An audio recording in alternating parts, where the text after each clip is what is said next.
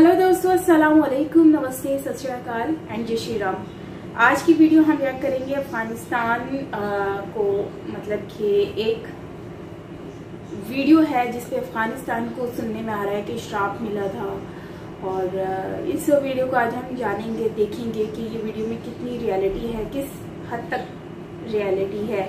So guys चलते हैं video की तरफ, क्योंकि ये इंटरेस्टिंग जो चीज़ें हैं हिस्ट्री के बारे में, ये जानने के लिए मैं बहुत ज़्यादा एक्साइटेड हूँ, क्योंकि मुझे हिस्ट्री जानना बहुत अच्छा लगता है। सो यस, चलते हैं वीडियो की तरफ और देख लेते हैं video. So here we go. आज का अफगानिस्तान 5500 साल पहले गंधार हुआ करता था, और हिंदुस्तान आर्यवर्त तब से लेकर आज तक दुनिया का ज्योग्राफिया बदल गया, लेकिन कुछ नहीं बदला तो वो गंधार का नसीब।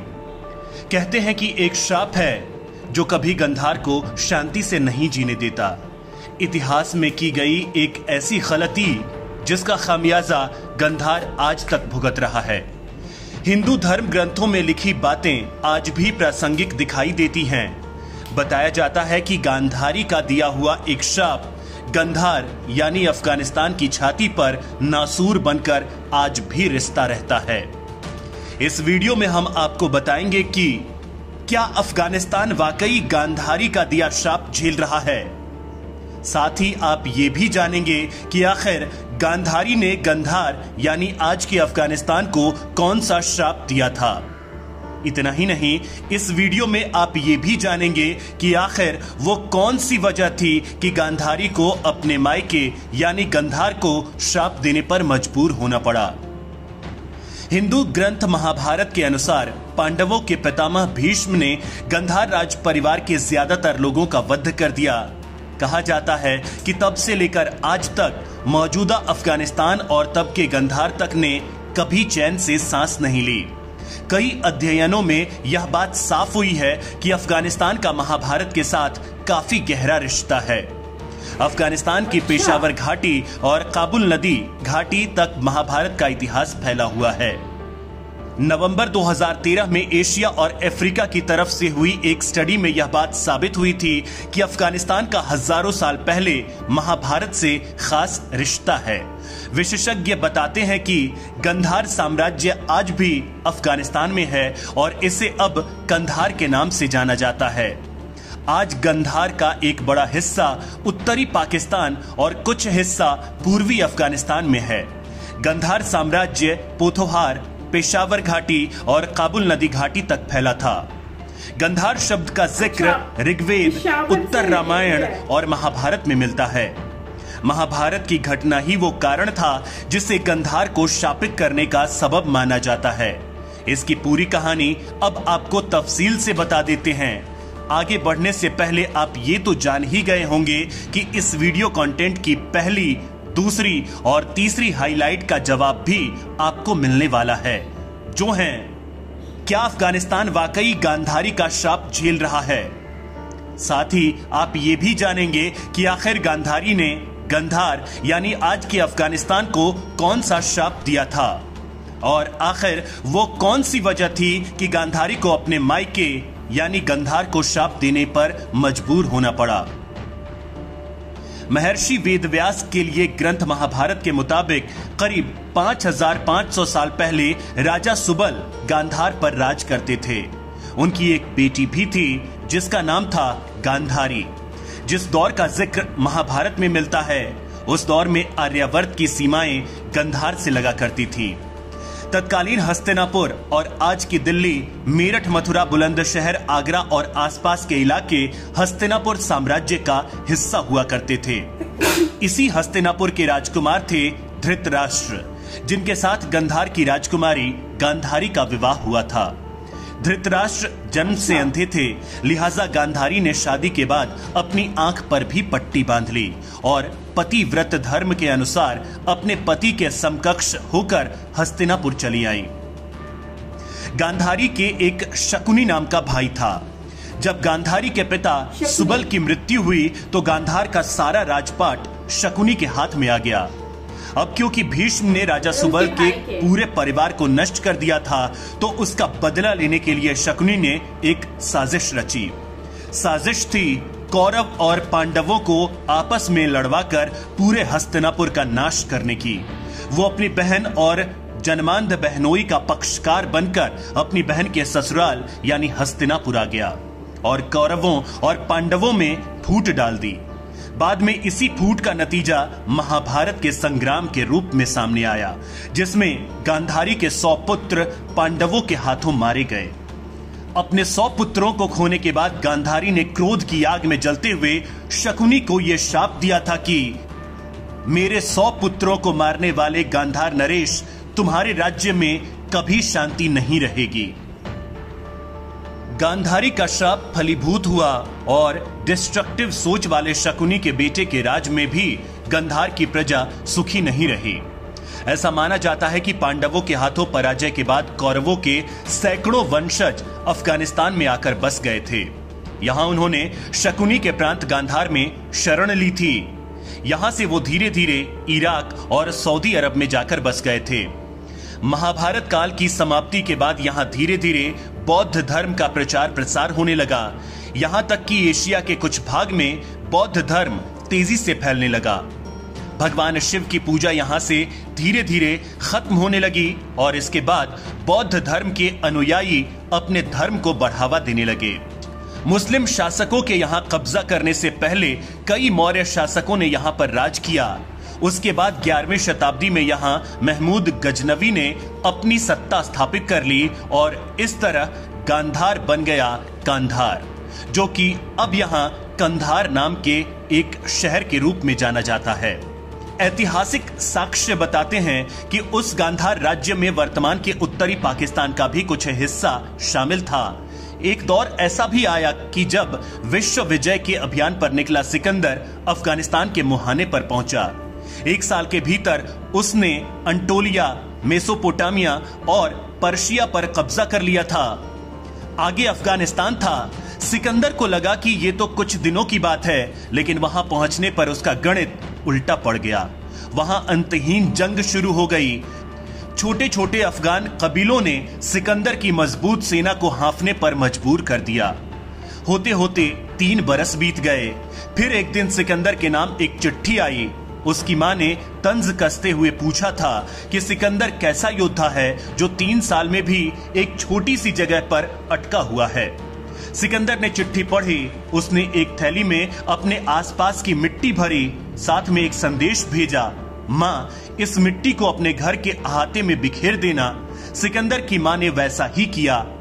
अगले ही कुछ दिन से मैसिडोनिया के कुलीन लोग आपस में लड़ने लगे। वहां भयानक मारकाट मच गई। उसी समय से एक कुख्यात लोकोक्ति चली आ रही है, Afghanistan is the graveyard of empires, यानी अफगानिस्तान साम्राज्यों की कब्रगाह है। सिकंदर ने बाद में अफगानिस्तान को जीता भी, लेकिन बहुत लंबे समय तक उसका राज नहीं चला। जितने भी समय शासन रहा वहां खून खराबा होता रहा। 19वीं सदी में यही हाल ब्रिटिश राज का हुआ। दुनिया के तमाम हिस्सों पर कब्जा करने वाले अंग्रेज अफगानिस्तान पर कभी तसल्ली से शासन नहीं कर पाए। अब जब तालिबान ने फिर से अफगानिस्तान को अपने कब्जे में ले लिया है, गांधारी के उस शाप को लेकर एक बार फिर चर्चा शुरू हो गई है।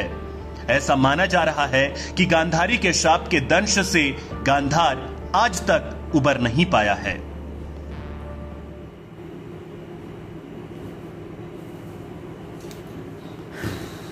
अच्छा, तो ये सारी कहानी थी। मतलब कि ये एक बहुत बड़ी हिस्ट्री है कि मतलब अफगानिस्तान एक मुस्लिम कंट्री है, आपको पता ही है, लेकिन वहाँ पे मुस्लिम लोग ज्यादा रहते हैं। लेकिन उसके पीछे हम सब, पूरी दुनिया ये जानती है, बल्कि मैं भी अब तक यही जानती थी कि अफगानिस्तान एक शहर है, एक कंट्री है बल्कि, जो कि जहाँ पे मुस्लिम लोग ज्यादा रहते हैं और ये काफी मतलब एज अ मुस्लिम कंट्री आप कह सकते हो। लेकिन ये रियलिटी जानने के बाद मुझे आज आइडिया हुआ कि ये वीडियो देखने के बाद कि यार मतलब गांधारी जो है बेसिकली महाभारत से रिलेटेड ये है। मतलब अफगानिस्तान, आज तक सुना था कि पाकिस्तान सिर्फ महाभारत और जो है वो इन सारी चीजों से रिलेटेड है, सनातन धर्म से, लेकिन अब पता चल रहा है कि अफगानिस्तान का भी लिंक है। तो अफगानिस्तान को बेसिकली जो है वो आज तक कभी भी वो इतना उभर के नहीं आया बाहर। और उसका शायद यही मेन रीज़न है कि वहाँ पर गंधारी जो हैं उन्होंने श्राप दिया था अपने मतलब भाई को, जो शुकनी है उनको दिया था कि तुमने मेरे 100 बेटों को मार दिया है और तुम खुश नहीं रहोगे और तुम कभी आबाद नहीं रहोगे। सो गांधारी के नाम से ही मेरे ख्याल से ये गंधार जो है वो वहाँ का नाम भी पड़ा है। सो खैर ओवरऑल जो है वीडियो काफ़ी अच्छी थी, काफ़ी इंटरेस्टिंग वीडियो थी एंड काफ़ी कुछ हमें इस वीडियो के बारे में जानने को मिला। सो यकीनन गाइज आप लोगों को भी मिला होगा जानने के लिए और बहुत कुछ। सो यस, ये थी हमारी आज की वीडियो और मतलब गांधारी के बारे में जानकर आज मुझे बहुत कुछ पता चल रहा है कि मतलब कि शुकनी जो है वो बेसिकली अपने जो कंडीशंस एंड टर्म्स हैं उनको ख़त्म करना चाह रहा था। मतलब कि वो चाह रहा था कि इनके कौरव और पांडवों जो हैं उनके बीच में लड़ाई हो और इस तरह से फसाद हो, फिर जो है वो सारे सिस्टम को जो है वो मतलब ये क्लियर कर सके। लेकिन उसके बाद इतने सारे लोग आए, कभी भी किसी के भी हैंड ओवर हुआ अफगानिस्तान या गांधार तो कभी भी सक्सेसफुल नहीं हो पाए। सच एज आप वहाँ पर एम्पायर्स को ले लो, चाहे आप वहाँ पर शुकनी के बेटे को ले लो, मतलब कि जितने भी लोग आए हैं उनको कभी भी वो कामयाब नहीं हुए। सो ये वीडियो में हमें ये सब कुछ जानने को मिला है कि ये एक श्राप है और पाकिस्तान में भी इसका हिस्सा है गंधार का, जो कि पाकिस्तान बनने से पहले मतलब कि उस टाइम का है कि जो पेशावर बेसिकली उसका जो भी कुछ पार्ट है वो भी वहाँ से गंधार से रिलेटेड है। सो काफ़ी चीज़ें हैं, मतलब महाभारत एक बहुत बड़ा युद्ध था और उसमें बहुत सारे जो हैं वो मतलब एक हम जब महाभारत के बारे में जानने की कोशिश करते हैं, समझने की कोशिश करते हैं तो ये एक बहुत लंबी स्टोरी बन जाती है। स्टोरी मतलब हिस्ट्री जो रियलिटी एक्चुअली हुई थी, तो ये वो सारी चीज़ें हमें देखने को मिलती हैं। तो खैर काफ़ी कुछ है जो कि हमने जाना एंड बहुत कुछ है। अब तो पंजशीर की भी बात चल रही है, पंजशीर के बारे में भी कुछ हैं चीज़ें जो भी निकल कर बातें बाहर आ रही हैं, वो भी हम जानेंगे, देखेंगे वीडियो के क्या है पंजशीर का इशू। सो उसको देखने के लिए आप मेरे साथ रहिएगा। कमेंट सेक्शन में आप मुझे लिंक भी शेयर कर सकते हैं, सजेशंस दे सकते हैं, उस पर भी हम लोग वीडियो जो है वो रिकॉर्ड करेंगे, उस पर भी हम वीडियो बनाएंगे। एंड और ये है कि महाभारत जो भी इतना बड़ा युद्ध हुआ उसमें मतलब ये कौरव और पांडवों के बीच में जो लड़ाई हुई थी वो एक बहुत ही बड़ा युद्ध था और उस टाइम पर मतलब कि ये एक मतलब सबकी आपस में बहुत ही मिली जुली वो थी, एक क्या कहते हैं आपस की ही सारी गेम्स थी जो कि इन्होंने जो अपना जो साम्राज्य है, मतलब कि जो उनका अपना जो उस टाइम पे हुकूमत थी उसको बचाने के लिए और अपना रास्ता क्लियर करने के लिए ये सारी चीज़ें की जाती थी। फसाद डाले, बहुत कुछ हुआ और देखिए खुद अपनी सिस्टर के घर चले गए गंधारी के घर और पीछे से ये सारा और उनके बच्चों को भी मरवा दिया। तो और जाहिर सी बात है वो तो वैसे ही अपने आंखों में पट्टी बांध के बैठी हैं और उनके पास और कोई ऑप्शन भी नहीं है कुछ करने के लिए। सो ये चीज़ बहुत ही बुरी फील हुई कि यार मतलब कि इस तरह से ही हमने एक और चीज़ भी देखी थी कि कृष्ण जी जब कृष्ण जी का बर्थ था तो अवतार था, तो उस टाइम पर 8वीं संतान जो कि उनकी मदर थी उनको कहा गया था कि जो है मतलब उनको मारने की भी कोशिश की गई थी उनके भाई की तरफ से, कि कंस मामा की तरफ से, कि जो है वो बेसिकली कंस मामा को एक भविष्यवाणी हुई थी कि हाँ तुम नहीं बचोगे, तुम्हारा 8वां जो तुम्हारी बहन का बेटा है वो तुम्हें ख़त्म कर देगा। तो इस तरह से उन्होंने 7 बच्चों को मार दिया। 8वां बच्चा जो है वो किसी ना किसी तरीके से बच गया और वो एक मतलब बचना था, जाहिर सी बात है वो कृष्ण जी थे, उन्होंने तो कुछ ना कुछ तो ऐसा होना ही था कृष्णा, और वो देखा भी और फिर जो है वो जो भी है किस तरह से आगे लेकर चले। खैर उस पर भी हमने एक रिएक्शन वीडियो बनाई है, अगर आपने नहीं देखी तो वो भी देख लीजिएगा। सो गाइज ये थी हमारी आज की वीडियो। ये कृष्ण जी की बात बताने का ये मकसद है कि मतलब कि यहाँ पर लोग अपने आप को बचाने के लिए, अपनी गवर्नमेंट को बचाने के लिए अपना ये जो अपना जो कहते हैं ना हुकूमत बचाने के लिए लोगों ने क्या किया, लोग अपनी बहनों को भी नहीं, बहनों के बच्चों को भी नहीं बख्शते थे, अपने आप बहनों को भी नहीं बख्शते थे। मतलब कि उस टाइम का दौर इस तरह का था।